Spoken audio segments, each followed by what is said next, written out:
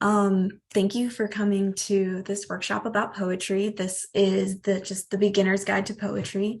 So in this workshop, you'll kind of get like an overview of poetry. We'll do like a few quick workshops so you can like kind of practice what we're learning. And basically this is for whether you're a beginning poet or like a poet who's been writing poetry for a few years. I think everyone should be able to take something away from this. So let's get started. First off, thank you to Melissa for having me as a host for this poetry workshop. I'm really excited to be here. And this is kind of one of the first ones that I've done, so I'm really excited to do this. But yeah, basically we'll get a good foundation for what poetry is, go over like what is poetry, different poetic devices. And then I'll also give you some tools that you can use like when you're writing poetry to kind of help elevate your poetry and make it even better. And then we'll also go over some revision strategies because I know a lot of poets have problems with that sometimes. Let's see. So then who am I? My name's Alyssa. I have a master's in creative writing from University of West Florida. So I've been in the creative writing space for a little bit. For my day job, I work as a marketer, which is kind of nice because then if you're publishing poetry or like a writer anyway, you kind of need to have some marketing skills. And then I also write poetry on the side. This is kind of the first year where I've started marketing my poetry, so I'm still new into that world, but I've been writing poems for about 10 years now. Um, I just published my first book this year. It's called 7 Years. And that was like a really fun process, but I learned a lot through that. So I'm hoping I can share some of that with you guys today. In addition to writing poetry, I also offer workshops that can help poets get better. Whether you're having problems with a poem or like want help with self-publishing, I offer Zoom calls so everyone can jump on and we can kind of like talk about it. And then if you want to read more of my poetry or DM me, you can also find me there. So let's jump into it. What is poetry? I think this is one of the hardest questions to answer. I've had multiple conversations with people, and I've realized that no one can agree on just one definition. Everyone has a different definition. Poetry is something different to everyone. You guys can drop in the chat like what you think poetry is to you. But in general, and even this generality isn't going to be true all the time. It's a type of composition that's lyrical and plays with rhythm. Sometimes it can play with rhyme. And normally you'll use some poetic devices or it'll try and evoke emotion. But even then, there are some poems that are just like observatory in nature and don't try to evoke emotion. So the definition's so broad. And then I pulled some quotes from other poets trying to describe what poetry is. So Samuel Taylor Coleridge said, "Prose is words in the best order, but poetry is words in the best order." So that's kind of interesting thinking about that. With poetry, you really focus a lot on each word choice. And each word is so important in poetry. Not that it isn't like in prose or novels or anything, but with poetry, it's normally shorter, so you have to put more focus on each word. And then Edgar Allan Poe said poetry is the rhythmical creation of beauty in words, which I also really liked because that's how I feel poetry is. Rita Dove also said poetry is language at its most distilled and most powerful. Emily Dickinson, another famous poet, said, "If I feel physically as if the top of my head were taken off, I know that is poetry." So I thought that was kind of a cool way because poetry is such an experience and you kind of want to give that experience to your reader. And then lastly, Charles Olson said, "A poem is energy transformed from where the poet got it by way of the poem itself all the way over to the reader." So again, poetry is this experience that you want to share with the reader. And then let me see what everyone said in the chat. And now I hope I'm saying that right. She said, "For me, poetry is a mystery, like this lyrical way of writing is kind of magical." Yeah, exactly. So it's a lyrical poetry. It has this kind of experience or essence to it. To me, poetry is universe captured in words. That's awesome. Poetry is a way of capturing words to encapsulate an emotion or image. Exactly. That's how I feel poetry is. Poetry is an experience. Yep, that's that's a perfect way to focus on it. Like whether you're writing about your own memory or a scene you're seeing, you kind of want to bring the reader into that scene. For me, poetry is exploring the love of a love of language. That's awesome. Yeah. Poetry for me is to provoke thought and feeling. Yep. So you guys are all on the right path. Um, so then now that we kind of know what poetry is, there are different forms of poetry that you can write. And these are just four that I pulled. There are many more out there. And a lot of people will just even do their own thing, or they'll take something and like make it into something new. So the possibilities are endless. But these four are some of the most common ones. So you have a sonnet, which is a structured poem. So it's 14 lines of poetry. Usually it's about themes of love, but again, it doesn't have to be. Once you know the rules, you can kind of like break them and play with them.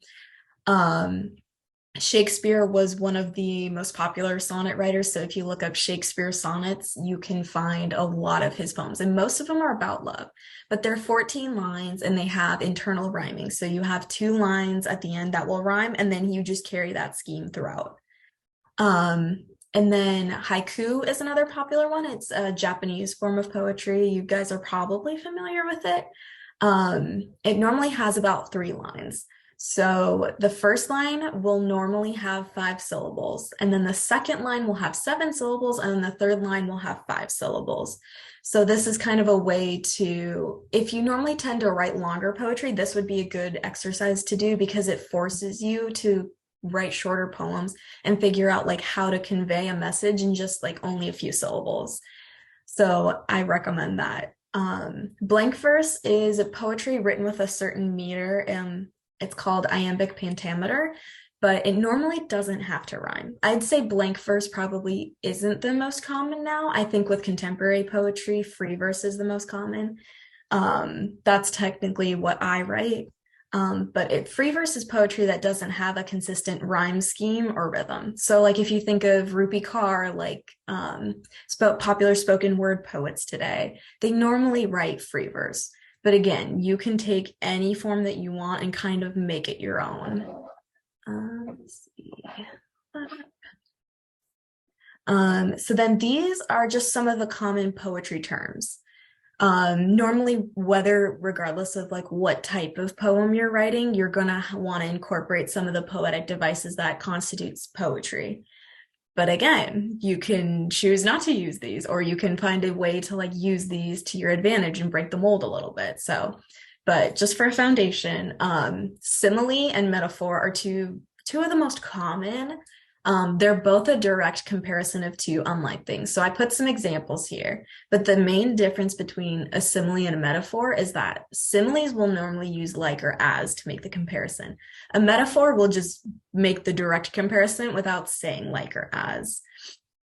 And then, so a simile would be like the Sylvia Plath example, and I eat men like air. So that word like means that that's a simile, because you normally wouldn't compare eating men to being like air.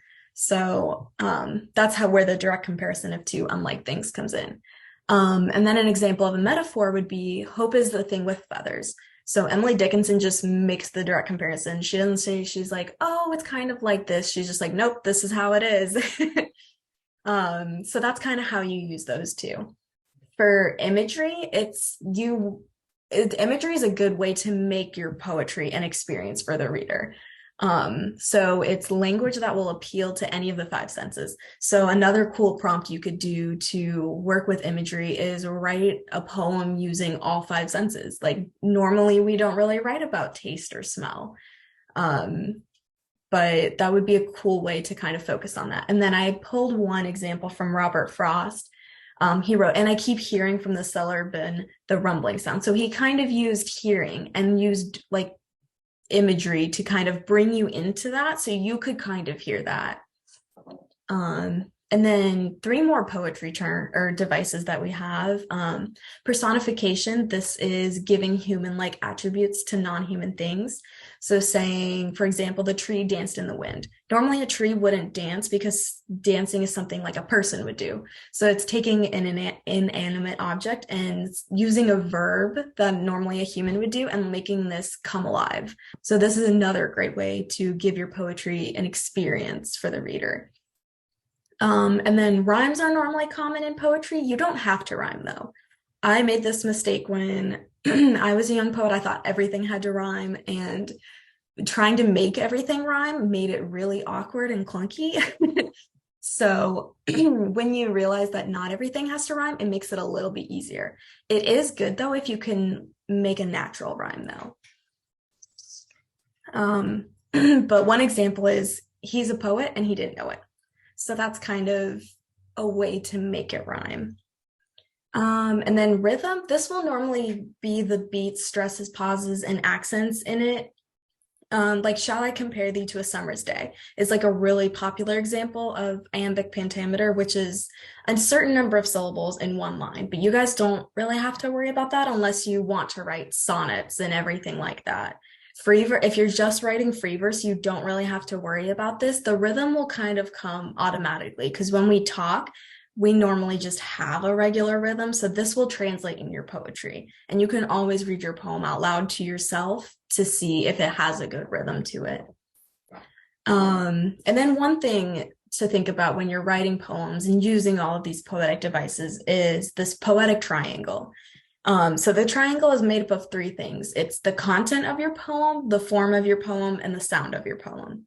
So the content is kind of what the poem's about. And this will also contain like all the language you use, the theme of your poem, the symbolic meaning of your poem. It'll also use like your syntax, your narrative, and that's kind of like the words you're choosing to create this poem. The form will be kind of what we talked about earlier. So like, is it a sonnet? Is it a haiku? Is it free verse? This is how the poem will appear on the page. And this could also be like, I've written a poem in the shape of a lightning bolt. So like if you're writing about lightning, like using a lightning bolt or playing with the form and the way the words look on the page, that would also go into form. And then for sound, it's normally how the poem sounds, because normally poetry will have this musicality or lyricism to it. So when you're done writing a poem, you should try and read it out loud because it might sound different than what it looks like on the page. So that can kind of be another way to take your poetry to the next level. Let's see. So then I have some fun workshops that I hope you guys will humor me with. I wrote some prompts out for you guys so that we can kind of experiment with the poetic devices and get a better understanding of how you can incorporate these into your poems when you're writing these poems. If you haven't done this before, it might be a little bit challenging at first, but the more you do it, the easier it will become. And you can either write these out and share them in the chat. I'll give you guys a few minutes to do that. Or you can even just write these down or take a picture of them and try it out later. But you can try writing a simile for love. It's really hard to write a simile about love that's not cliche. So bonus points to you if it's not cliche, but even if it is, like, it's a good way to start. So do whatever you want. You can also write a metaphor for fear, write imagery for your favorite season, write a personification for a flower. So that's kind of making the flower come to life. Write two rhyming lines. You can try using the word frown. I figured frown might be an easier one than some other ones. Or then you can try writing something that has 5 syllables in a line. So I will give you guys a few minutes to do that, and then I will be looking at the chat. She was tough as a brick. Is that correct for somebody? Yes, that is, because it uses the word as. So the as is like kind of the way that it's making the comparison. So that's great. Yeah, I'll give you guys just a few minutes and then you can put them in the chat if you'd like to share.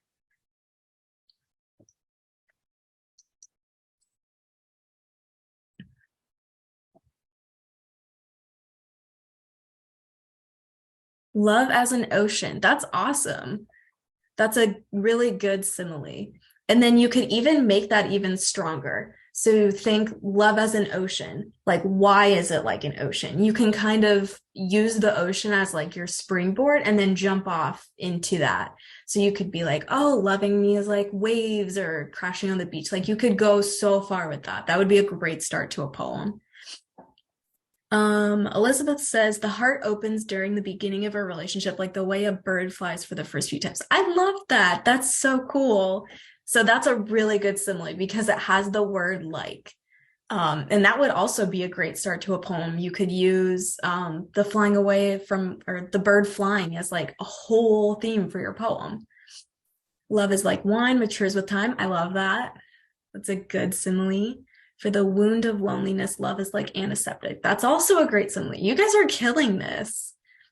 His smile turned into a frown. There was a dent in his crown. I love the rhyme. That's actually when I wrote the frown rhyme in my head, I had the word crown. So I love that someone used that.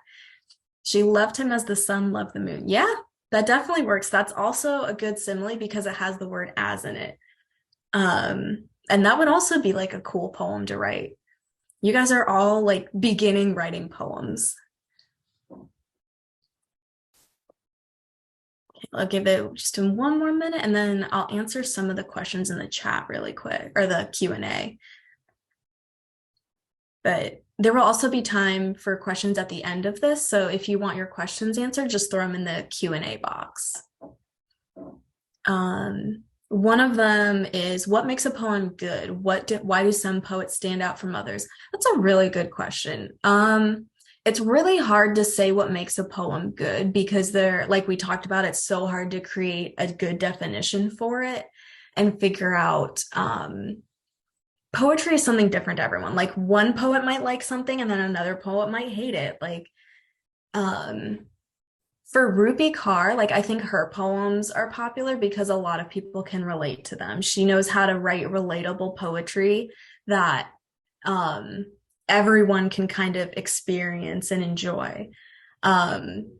But even for me, like I mean, I'm biased, so I like all of my poems, but I've sent them out to journals and magazines, and like some of them didn't get accepted because they just didn't like the poem. But then I posted on Instagram and some people love it. So I think it depends on your audience. Like not everyone is going to love your poetry. The most important thing is trying to find the right audience for that poem. But then also using some of these poetic devices, making it an experience, trying to make it emotional, making it unique to you is also really important. So I hope that answers your question. Send me a QA or DM if it doesn't, and we can talk about it more. Let me look at the chat again. The flower reached for the sun. That's awesome personification. I love it. He held a frown because all he saw when he looked down is brown. Ooh, that was a double rhyme. That one was good. Summer, the wild passion of youth, light that shines, illuminates the truth. That's so good. I love that. The rhyming is good, but also when you read it aloud, it kind of has a natural rhythm. I don't know if you intentionally put the rhythm in, but it ended up there anyway. So, fear was her childhood friend, old and present in memory. I love that. I would read that poem. Fear is the cloud that overcasts our hope. I love that. That's also like kind of a metaphor. It's bordering on personification as well, which is really cool. But let's keep going. You guys can keep throwing them in the chat. Hopefully you can save this or find it later if you guys want to go through these. So now we're going to talk about how do you know what the right poem length is? Because this is really challenging for new poets. I even struggle with it sometimes. It's hard to know how long your poem should be. So I'm going to start off by saying there is no right poem length. It kind of depends on what you're writing and what you're trying to say. So the right length is whatever the poem calls for. Rupi Kaur, in her Healing with Words book, she talked about peach pit poems, which are just like really short, like punchy poems. So like you read it and you're like, damn, that was a good poem.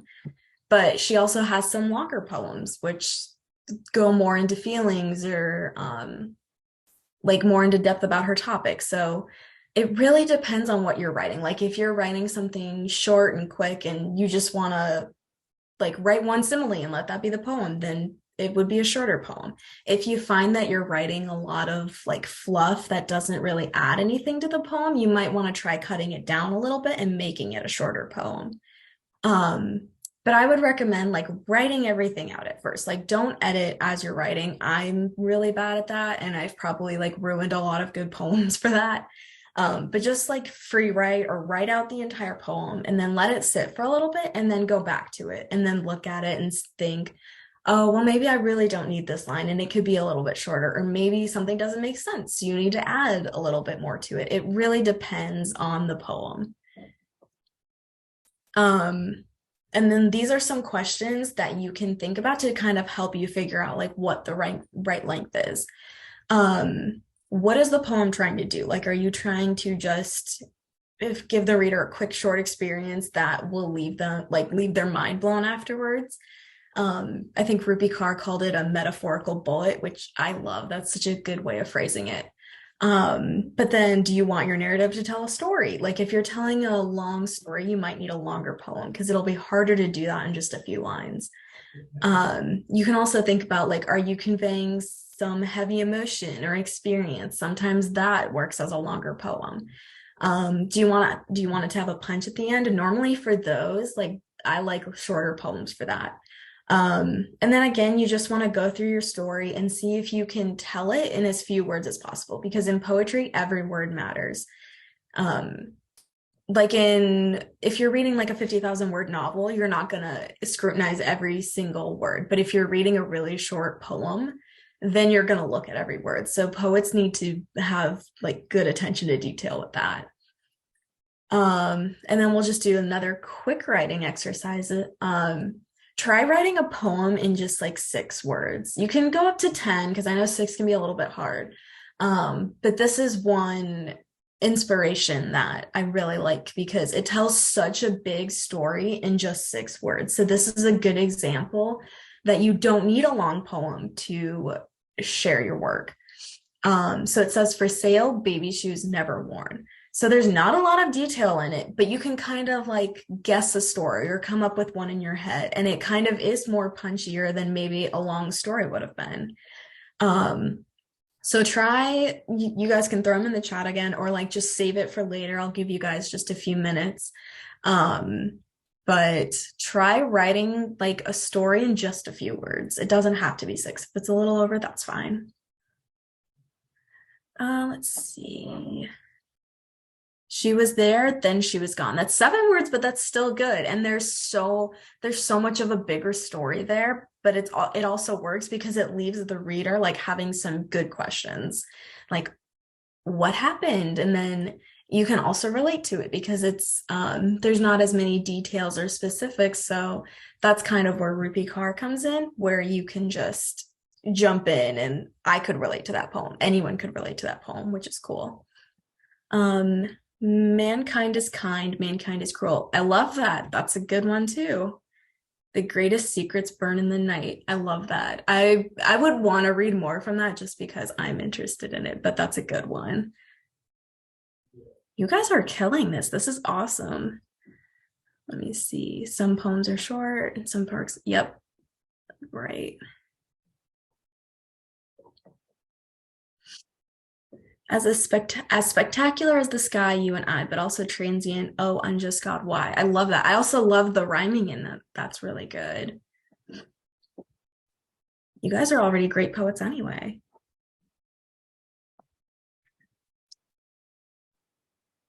Give you guys just a few more minutes.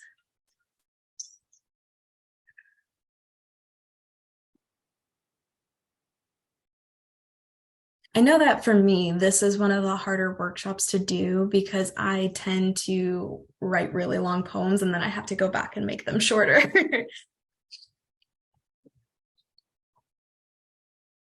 That was the way of life. Not sure what I'm doing, but well, that's awesome. You're doing it great. The most important thing is that you're trying. Like, I think trying and working at this and practicing is the most important thing you can do. It's better to write something every day, even if it's not great. I don't sit down and write like a masterpiece poem every day, but I try and write at least something every day. And when you're doing that, you will automatically get better. The best thing you can do is to keep trying and writing. And then let's see, passion is a gift for your goals. I love that. Invisible to the eye, then dies. That's also great because it also has that rhyming in there. That's awesome. Okay, so let's move on. You guys can go back and do that if you want. Um, and then this is one of my favorite things to teach about poetry because I feel like a lot of people may not realize it. You might already know a little bit about this. But the most important thing we talked about with poetry is having it be an experience. You kind of want to take your reader from the place where they are and put them into the scene or the emotion. You want them to feel your poetry because poetry is so reliant on that. And going back to the question of how do you know it's a good poetry or a good poem, if you can make your reader feel something from the poem, I would say maybe that's a good indicator of if your poem's good. But so many beginner writers, and even I do this sometimes, so it's not like I'm not doing this. I still catch myself doing it. But you want to show the reader your scene or imagery. You don't want to tell them. So what do I mean by this? I put some examples here. So you could say in your poem, it is now autumn. But if you want to make that stronger, like saying it is autumn, I don't really get an emotional experience to that. I can't really see like any details or I can't put myself in the scene. So for showing, you could say dry and browning leaves covered the pavement of every alley in the village. Now you have a completely entirely different scene and description of that. I can see the village and the leaves. I can hear the crunching, like all of that. I get way more out of that than just hearing it is now autumn. And then you could also go with another example. I knew he had been drinking. Well, what is he drinking? We could assume he's drinking alcohol, but there's no specifics. I don't really know anything about that. If you wanted to show it, like you could, I picked like a specific bourbon. So you could say the Elijah Craig barrel proof controlled his breath. So that now you're personifying the alcohol and then you're including more details to tell about the story. So you're not just saying, oh, I knew he had been drinking. You're showing that you know he's drinking because of these details that are in it. So another good way to do this is try and be as specific and descriptive as possible. You don't, sometimes abstractions can work in poetry. It can help add a mysterious vibe to your poems, but in general, you want to try and be descriptive and show people what's going on. And then one thing that I tend to do in my poetry is I will over-explain something. I worry that the reader isn't going to like pick up what I'm writing, so I will over-explain it and kind of get rid of the showing, not telling. So give your reader some credit, assume that they will pick up what you're trying to say because most of them will. And if you do a workshop and find out that everyone is confused, you might need to go back and workshop it a little bit. But in general, most poets will probably pick it up. Could you clarify what you mean by an abstraction, maybe as an example? I think an abstraction would be, I mean more of it like just not descriptive, like saying it is now autumn. Like you're describing that it's like autumn, but you don't really know any of the details or what's going on. So I'm just saying like be more descriptive. Don't just make your poetry kind of lack abstract or lack specificity, if that makes sense. So now you guys can try this out. These are some examples that I would consider telling, not showing. Like I was eating cake. I can't stop thinking about them. It was snowing. I was scared. Their eyes were blue. There will be some time and place for these in your poems, but I think these statements could be even stronger and even more poetic.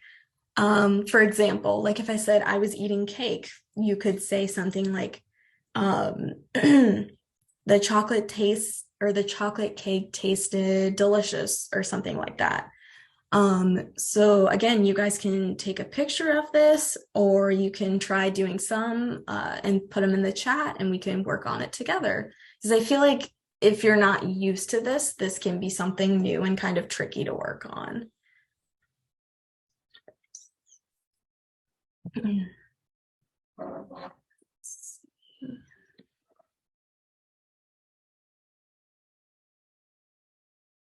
The familiar tendrils of fear grip my shoulder. I love that because you're also personifying fear and giving the description of fear. Like, I wouldn't normally think of fear to have tendrils, but personifying it and then saying that it gripped your shoulder, like, I love that more than I was scared.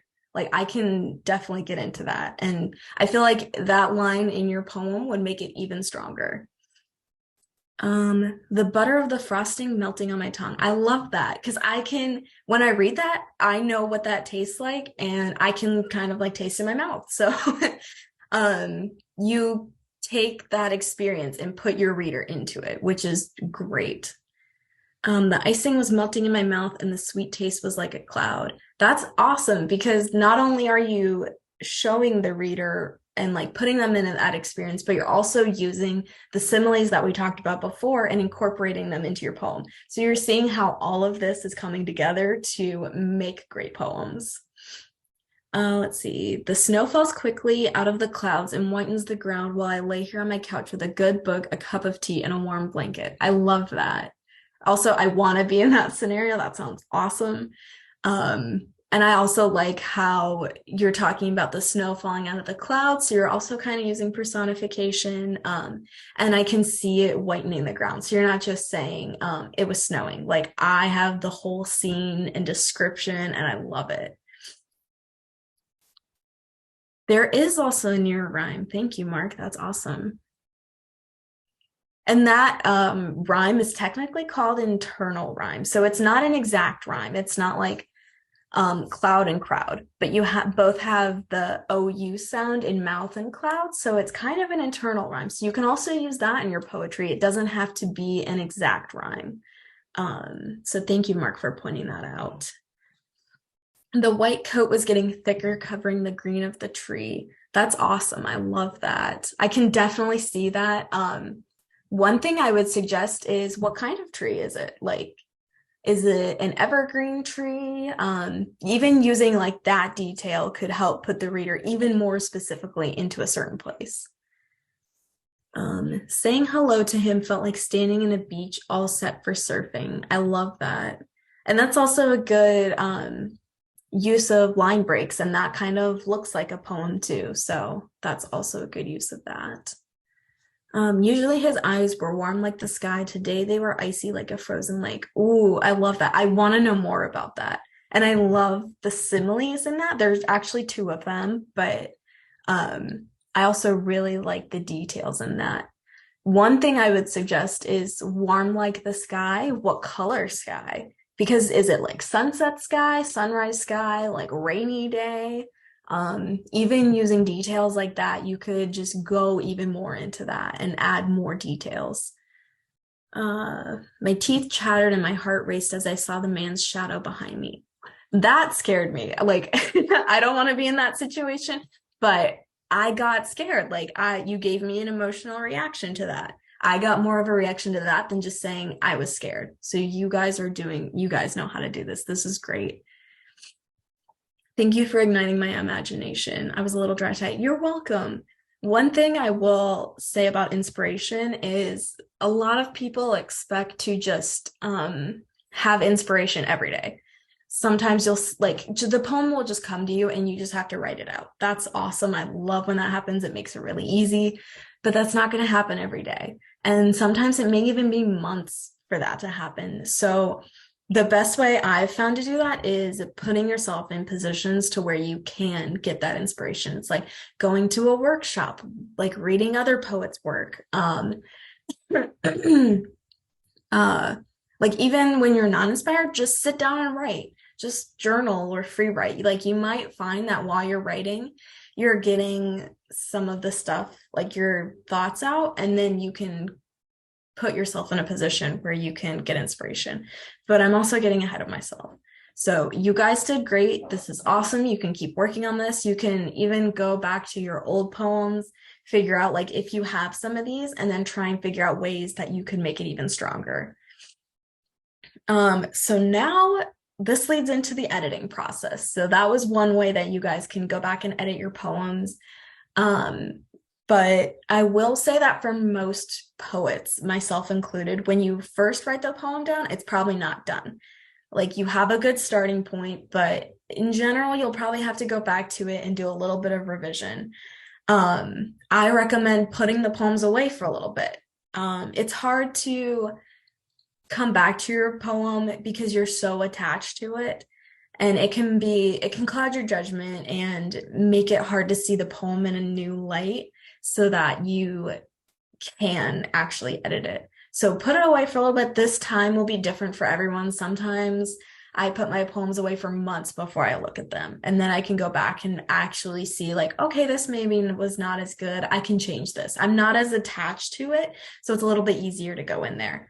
And then be prepared to murder your darlings. If you've been in a creative writing class before, you've probably heard this saying, but as poets, you're kind of attached to your poetry and you consider it your darlings. But sometimes you'll have to get rid of them. Like there have been lines that I really love, but they just weren't working in the poem.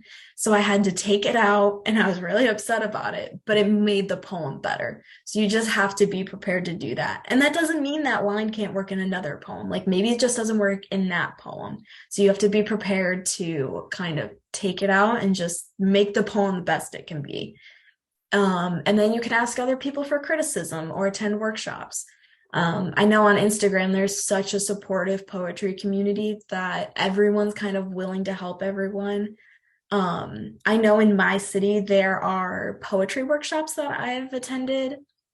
I've gone to open mic nights, and it can be scary to read your poetry in front of people, but seeing the audience's reaction to your poem can also be a great way to get feedback. And then it also gives you the chance to read your poems out loud. So when you're done writing a poem, reading it in your head will sound different than when you read it out loud. So that's another good way that I find myself editing poems, because I might write a poem and then realize like, oh, I put no punctuation in this, and now I'm just like reading a run-on sentence. So I need to go back and put some punctuation in it. So things like that can really help. If you're still stuck, you can try printing them out or rewriting them. Sometimes I'll take the general theme of a poem. If I don't love the poem, I'll try rewriting it, and maybe I'll think of a new way to say something. So then maybe that could be your new poem. I will say if you have one idea that you really want to write and you still aren't happy with the poem, don't throw that poem away. Don't throw the idea away. Save it. Save every draft of a poem you have. Never throw it away, because you never know when you'll come back to it. In my book, 7 Years, the poem at the end that the entire book and theme was based around, that poem took me like, I don't know, 2 or 3 years to write. I had this idea. I knew I wanted to write about it. I kept trying to write about it, but I was never happy or satisfied with the ending. But I knew it was a good concept. So I just kept trying. I wrote like, I don't even remember how many revisions of it, but I just kept trying. And then eventually, like, it just clicked. I finally figured out how I wanted to write about it. And it's now my favorite poem. So let this be a lesson to never give up on a poem. It may take you years to come back to it and write that poem, but I believe that you can do it. Let's see. So then here are some editing strategies that I use that I've found are helpful. Number one is don't rush the process. You might want to go in and feel like you can edit it really quick, but I've found that editing poetry normally takes longer than writing the poem. It'll depend on where the poem is at in its stage and how much work you need to do with it. But unless you're like on a deadline or anything, just take your time. Don't rush it. Don't push it. Just let it come natural. And even ask for feedback. Like someone else might give you some inspiration, and then you can incorporate that. And then go back and look at it again. Um, so another thing you can try is look through all the verbs in your poem. Normally, we tend not to use strong verbs. Some people are great at that. I'm not. I have to go back and revise all my verbs and see if there's a better word choice. Because with poetry, remember, every word counts. So you really want to go in and make sure that every word is the strongest. You can also try searching for very, because normally we use this in an adjective to describe something, but there might be a stronger verb that you could use instead of using that. And that'll also help cut your word count down too. Another thing is look at your punctuation and line breaks. So like I said, I tend to not think about punctuation until after the editing process. So that's one thing to make sure you go look at. And then just be open-minded. If you're open-minded, you'll see more improvements. You'll get better faster. I can't promise how much faster, but if you only want to write a certain type of poetry and think that your first draft is the best, it'll be harder to edit your poetry and look at it with fresh eyes. And then you also kind of want to put yourself in the reader's shoes. Like, how are they going to feel when they read it? You're normally, I'm writing about like experiences or feelings, so I might be more like familiar with it. But if I look at it through a reader's lens, maybe they have no idea what I'm talking about. So then I have to go back and kind of revise it. And just remember, there's no such thing as too many drafts. I don't even remember. I've had 20 drafts of one poem, and then I've had like 6 drafts of my book until I finally got to the right one. So just never throw anything away and don't give up on it. And then I think this is the last one, I'm not sure. But you can also try this out. So if you have a poem handy, or even if you want to take one of the things that you've written beforehand, you can try this out. These are some good editing strategies to kind of help you see the poem in a new light. And if you're stuck in the revision process, this can kind of help you get unstuck. So one thing I've tried is moving the ending to the beginning. So normally when I write poems, the ending is like, I finally get to what I wanted to say. So what if you move that part to the beginning? Does it change the poem? Do you have to rewrite the whole ending or maybe cut some stuff out? This can be a good way to do that. You can also try a different mode. Like, I normally write on my notes app on my phone, but if I'm not getting anywhere, I might try writing it out, like putting the poem away and then writing it out on pen and paper to maybe see where I differ from the notes app. So like maybe I maybe I add a new simile in it that I didn't have before. So then you can go back and kind of rework that. You can also like use a thesaurus to look up different words for, like, maybe you have one word that you've used over and over and over, and then you can just use a synonym and make your poem even better and less repetitive. If you didn't rhyme, try rhyming. Sorry, I'm losing my voice. I normally don't like rhyming in my poems, but maybe when you're actively trying to do it, you can find a good rhyme to do it. And like I said, you can try reading it out loud, make any notes of typos or awkward moments, and then go back and revise those. So when I was working on my poetry book, I was having people read it, and I had one of my friends from college. He went through my entire book and read it out loud and recorded himself and then sent it to me. So that was really helpful too. And then I'll skip through this, and then we'll talk really quick about where to find inspiration. So like I said earlier, you might have to look for it sometimes. It's not always going to come to you. You can try using prompts, reading books about poetry, going for a walk or doing exercise, thinking about your personal experiences. Write what you know, write what you're familiar with, because that'll tend to give you the best poems. And then I also recommend reading as much poetry as you can. I've read so many poems from poets, and I'm like, wow, that's a really good poem. I want to write something like that. You can also listen to music, go to a museum, do something creative, like anything that will help you get that inspiration. And then one thing I normally try, I didn't used to write prompts. Now I am, but there's different types of prompts. So you can use a single word prompt, which is just taking one word and then writing a whole poem about it. You could try taking like a bunch of different words and then write it, like incorporating those words into your poems. You can also do image prompts. So you see an image and then you're inspired to write a poem about it. I've done that as well. You can do micro poetry prompts, which is just trying to write those really short poems. You can also do thematic prompts. So that's like writing a whole poem about love, writing about different themes. And I got these prompts from this book. It's called You Poet. It's at the bottom there, but they also give you space at the end to kind of work on these different poems. And that's just one prompt book. There are plenty of them out there. So that is mostly it. I saved this time just so we can go over some questions and talk about what you guys want to talk about. I hope this was helpful. Let me see. I think there's a few questions in the chat, but if you have a question and want it answered, you can just throw it in the chat really quick. Let's see. Do you stick to one form of poetry or do you like to mix it up? What style is your book in? My book is mostly free verse. I may have a few haikus in there, but I don't think so. I just started writing haikus. But it's a lot of free verse. I think in the future, I already have the second book written and then I'm working on the third book now. I have been playing more with like different styles just because I wanted to mix it up and try something different. I also like when there are modern like sonnets or villanelles. Like I think that's cool when you can write a really good contemporary poem in that structure.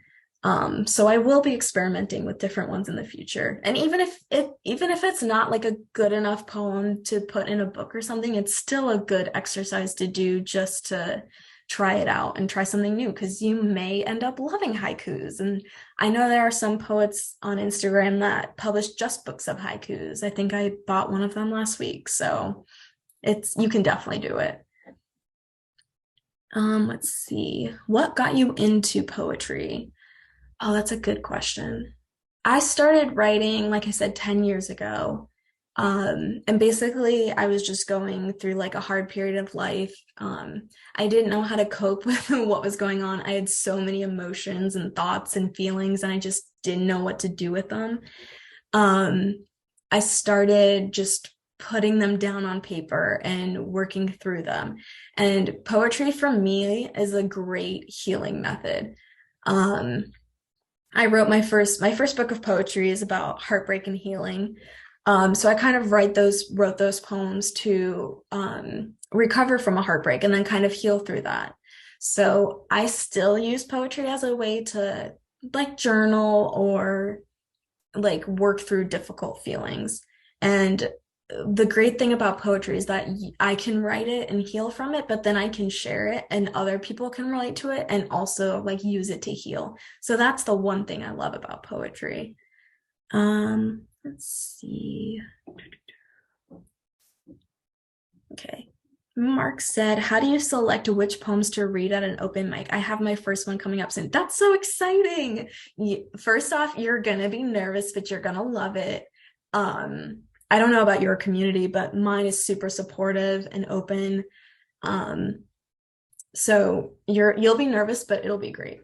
But I tend to read poems that either I really love and I've workshopped a lot, or I'll read like a completely brand new poem that I haven't workshopped at all. So there's no in between.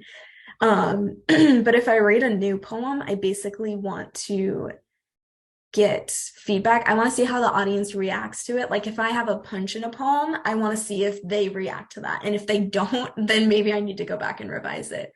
But I normally tend to choose poems that aren't too long and aren't too short. Because I don't know about your open mic, but mine lets me read 2 poems. So sometimes I'll read like a shorter one, like less than a minute, and sometimes I'll read one that's longer, but still no more than 2 minutes. Because poetry can be hard to listen to if you're like reading a poem for like 10 minutes. No one you're gonna lose people doing that. But read one that you're comfortable reading. read one that you've practiced a little bit before, especially if it's your first time. And it's gonna go great. I'm really excited for you. Open mics are the best. Let's see. Gracie said, how do you recharge reset when words aren't flowing? That's a good question. If I'm sitting down to write a poem and the poem isn't coming, I'll take a break sometimes. Like I was trying to write a poem yesterday about a lion's den. It was just some random prompt that I found, and I didn't have the words for it. So I just was like, okay, I'm just gonna save like the prompt in my notes app, and then I'll try and come back to it later, or I'll go for a walk and think about it. Because sometimes when you're moving or looking or getting like a new scenery, even, you'll get more inspiration that you might not have had when you're just sitting in one place staring at a blank page. And if you're staring at the blank page for too long, try working on a different prompt, or just take a little break and then come back to it, or just write. You can also just like start free writing, which is just writing your thoughts and not editing yourself. I find that when I do that, I can normally like get some part of a poem and then incorporate that in. So I hope that answers your question. Let's see. It looks like you guys are revising stuff in the chat. I love it. Are there any more questions? We have a little bit of time. Any of you guys post your poems on Instagram? So I am on Instagram. Here's some of my information. On Instagram, you can find like some of my poems. I will say that if you eventually want to publish your poems, having a social media presence is really important. There's a really good supportive poetry community on Instagram. There's a lot of poets who just love poetry and love language, and they're so supportive and willing to like read your poems and give you feedback. I love doing it, but the only thing about posting your poems on Instagram is just finding an aesthetic, and it can be hard to grow at first because poetry is such a niche community. So you don't give up if you don't see like thousands of followers at first. You just have to keep working and sharing your work, and it's the consistency and dedication that will eventually pay off.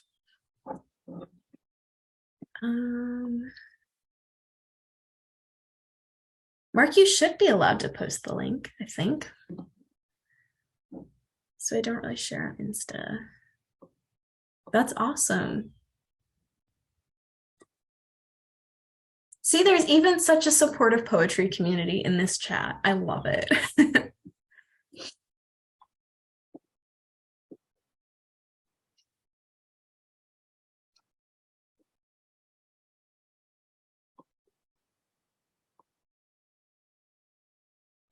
That's awesome. I'm definitely going to have to follow all of you guys after this. But are there any more questions just about poetry, publishing your poetry, like anything, inspiration? Let's see.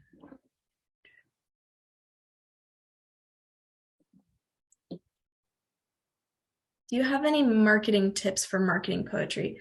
Oh, I could, this is a whole other workshop, but I can give you some pointers. The first thing is having a social media presence. Like you don't have to be on everything at first. Even just starting on Instagram is a great way to start. And I've written about this in my blog posts. If you scan the QR code and go to my website, you can see some marketing tips specifically for Instagram on my blog.